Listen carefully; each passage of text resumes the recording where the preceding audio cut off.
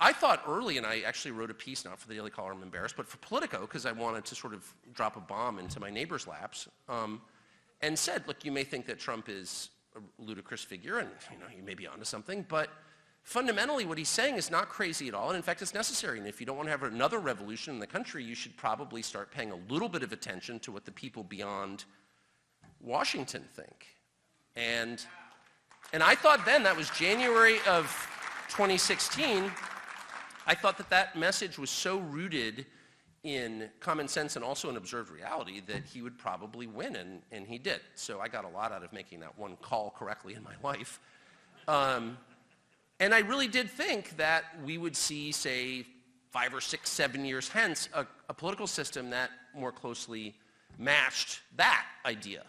That the worked product coming out of Washington would bear a little closer resemblance to what people wanted. And of course, the opposite happened.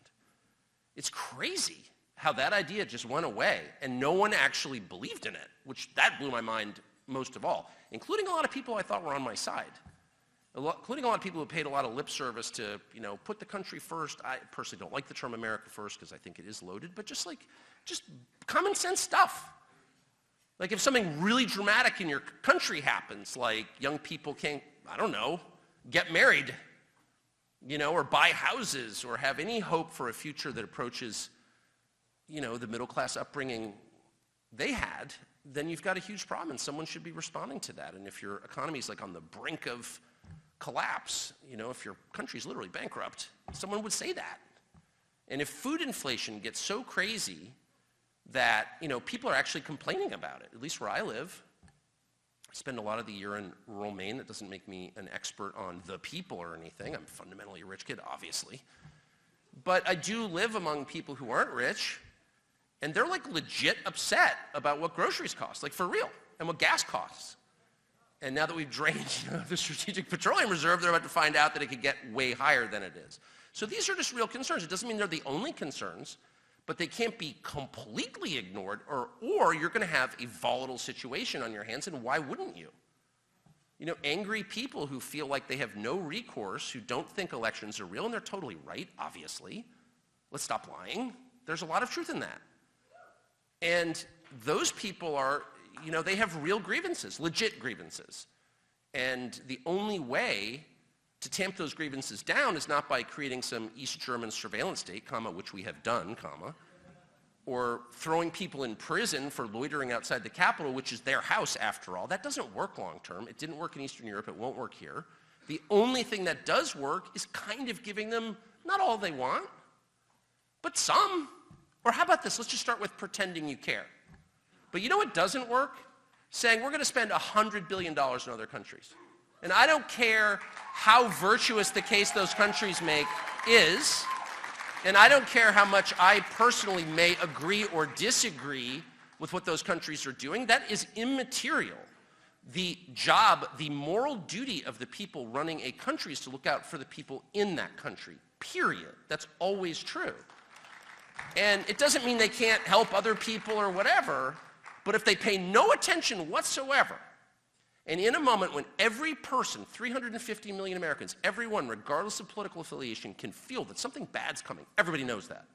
Everybody knows that. I mean, if you've been to church once in the last year, have you thought about the end times recently? Yes, you have. I'm serious. Because you can feel that abrupt change is coming, and that's very disconcerting. And so rather than reassure people that, we kind of got your back a little bit, by the way, we're going to spend $100 billion on other people. Oh, and the border security part is purely designed to make it easier for more people to come here illegitimately. That's freaking scary, okay? So I don't have TV at home, and I don't watch TV. We haven't in years, because my wife is fiercely opposed to television. But obviously, I have some familiarity with the genre. So I'm thinking to myself, the other day I was like, I wonder what they're saying about this on TV, but I'm just being honest, I have no way really of knowing. So today, this afternoon, 2 o'clock this afternoon, I'm in the hospital visiting a very sick relative. And in the room, and I'm very focused on this, and it's a drama familiar to everyone who has a family, and these are the saddest moments in your life, but I'm sitting there, and the TV is cranked way up because it's a facility for older people and no one can hear well. So when they watch TV, it's like, bam, it's loud. And it's a channel that I'm familiar with. I guess I'm familiar with all of them, having worked at all of them, and admit I've been fired from all of them. But this is one I know well, and I'm thinking, well, I wonder what they're saying about all this. You know, because their job is to be, you know, opposed to this. And they take the White House briefing. And the White House briefing is just a humiliation exercise because it's administered by the dumbest person in public life. Like, so dumb it's unbelievable. I'm not being mean, I feel sorry for her. By the way, intelligence is not a moral category. My dogs are dumb and I love them. So I'm not sort of judging her, but I'm just saying is, you know, this is like a mouth breather, okay? And the whole point of her being the White House spokesmoron is to tell you that the people in charge have no respect for you, so we're going to put the dumbest possible person we can up there.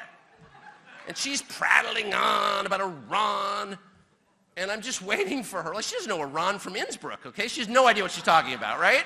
And I'm literally waiting for her to say, you know, to attack Saddam Hussein, the president of Iran, okay? Because literally her shallowness has no bottom. It's like a Zen koan. That's almost like a Kamala Harris line, actually. Anyway, and then they come back, and they're totally taking her seriously. And then the oiliest fake admiral spokesman who've ever commanded a ship literally can't run a Boston whaler. He's been a flak his whole life, admiral. He's a liar, and I know him personally. He's a liar, and everyone who's dealt with him knows he's a liar. And they're like, well, he says this. And the upshot is, we got to attack Iran.